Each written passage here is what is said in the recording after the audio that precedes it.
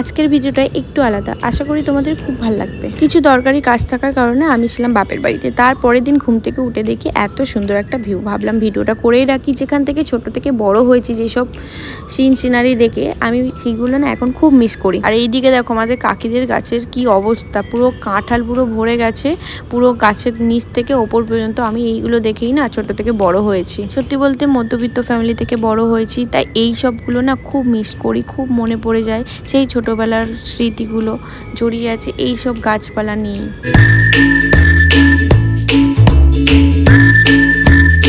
আর এইদিকে দেখো কি পরিমাণে কামরাঙা ধরেছে গাছটায়।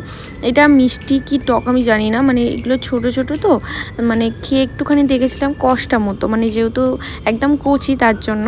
বড় হলে হয়তো মিষ্টি বা টক সেটা পরে বোঝা যাবে। আর এই সব টক জাতীয় ফলগুলো দেখার পর আমার তো বিশেষ করে ছোটবেলার কথা বেশি মনে পড়ে, কারণ আমি একটা জিনিস ভাগ করে খাওয়া শিখেছি, সবাই মিলেমিশে খাওয়া শিখেছি, এর কারণে বেশি মনে পড়ে।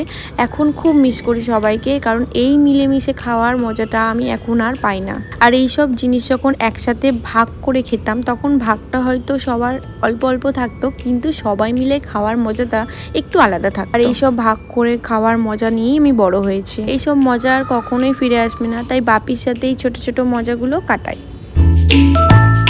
এই ভিডিওটা অনেকদিন আগের ভিডিও, বললাম না কিছু কাজের জন্য আমি বাপের বাড়িতে গিয়েছিলাম। এই 12 পাতা ফর্মটা ফিল আপ করে যখন পৌরসভায় জমা দিতে গিয়েছিলাম বাপি আর আমি, তখন অনেক লাইন ছিল। মানে 11টার সময় দাঁড়িয়েছি, পুরো 2টো বেজে যাচ্ছিলো, তখনও লাইন শেষ হচ্ছিল না, কারণ বাড়িতে মানে দেখার মতো বাপিকে কেউ ছিল না। ও দিদি দাদা কাজে যায় তো, সেই ক্ষেত্রে আমি গিয়েছিলাম। তারপরে এত কষ্ট হচ্ছিল, আমি বাপিকে নিয়ে সোজা বাপের বাড়িতে চলে গেছি। তারপরের দিন সকাল সকাল বাপের বাড়ি থেকে এসে যখন মানে বাপিকে ও দিদির কাছে রেখে আমি পৌরসভায় যাব বলে বার হচ্ছি, তখন দেখি মানে লাইন দিয়ে হনুমানের দলগুলো বসে আছে। কেউ বিস্কুট খাচ্ছে, কেউ বা বাচ্চা নিয়ে বসে আছে, সে নড়ছেই না, কি করে নামবো বুঝতেই পারছিলাম না। আর এইদিকে দেখো কত লাইন পড়েছে। আমি ভিডিও করেছিলাম, যখন ভিডিওটা এডিট করতে এসে দেখি যে উড়ে গেছে সব ভিডিওগুলো, এই জন্য ভাবলাম ফটোই দিয়ে দিই।